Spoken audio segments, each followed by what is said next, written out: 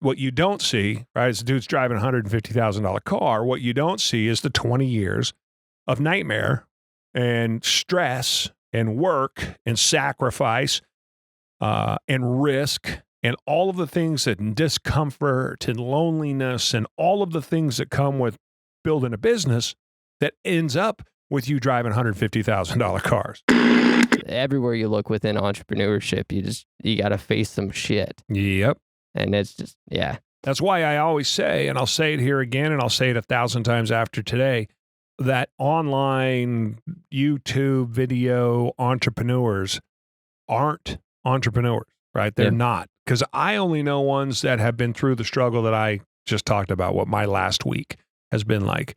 And most every business that I know of and I'm aware of have all struggled like that. So the business that doesn't struggle, business that makes it all look easy, it's not. If those guys online are as successful as they appear to be, then there's a whole lot of work goes on in the background that they're not showing you, possibly because their shtick is to show you how something easy, how simple it is, or how smooth it can go, or whatever. And then, I mean, there are some businesses that these guys have online, where you just catch lightning in a bottle and you put eyeballs watching you dance around or whatever. And they're able to make money doing it, right? And it's relatively straightforward, but that's, same as guys playing in the NBA.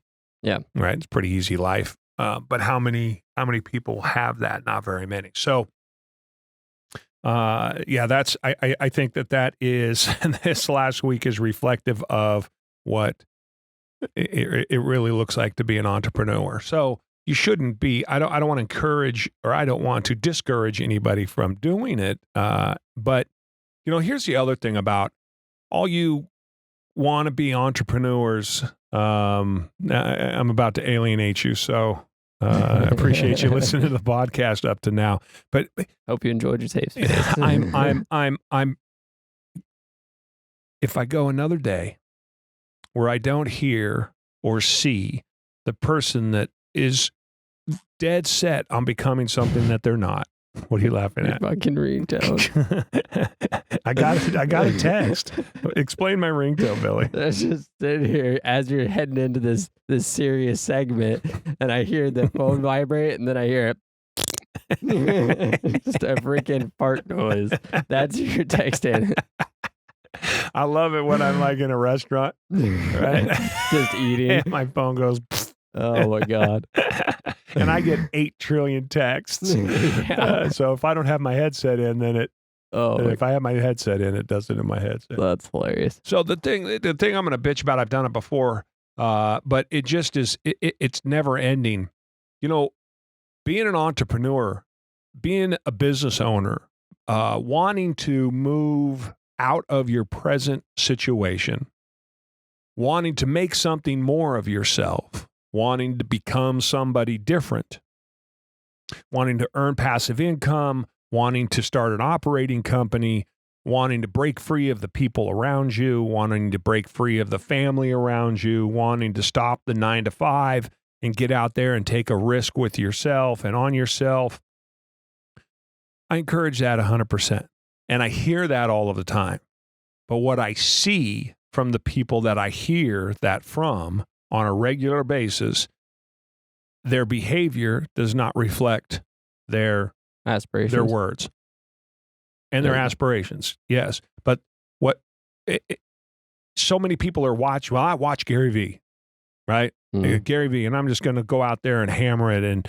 And you're doing posts online about it's a new day and it's a new life and we're going forward and we're doing this and we're doing that. And then you don't do anything. Yep. But you talk about doing anything. I know a guy that it's a hard working dude. This dude works hard, and he has the perfect work ethic to be an entrepreneur. Perfect work ethic to maybe be a solo business owner, kind of a one-man show. But I think he'd do very well, maybe an employee or two. But generally speaking, certainly a hard enough worker and a smart enough person to do something more than what he's been doing. But he's so scared to make a change in the zone that he's in. And the excuse constantly is, one day I will. Mm. So I shouldn't say the excuse constantly is. I should say the words that I constantly hear are, one day I will. And I always say, when is that day? Now, I could say, as I'm sitting here thinking about it, it's about 4 people I could have this conversation with that I know directly. So the one day I will never comes. Yeah. It never. This is what everyone, you don't understand. You watch Gary Vee, you watch the online gurus, and they're going to tell you that this is what it takes to do it, and all you have to do is commit yourself this way, and they do it in such a way that you're all excited. Mm-hmm. You can get behind it. It makes you feel good, right? Like winning the lottery. You can imagine yourself driving the fancy car. You can see it all laid out in front of you. You get to watch it by watching Gary Vee. You get to, or any of these guys, you can see the success, or theoretically the success, right in front of you. And so you go, that's for me. Now, what's missing in all of that is the same as saying, that guy's got a super nice car.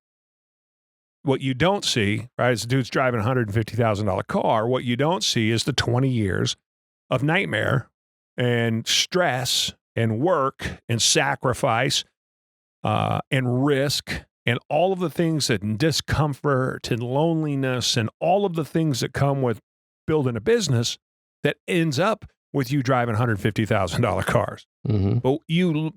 But everybody who talks about it goes, oh, I got to have that car. And the next thing I know, they're just working their day job, right? Go in, put in their 7 hours, 8 hours, and then they do nothing else.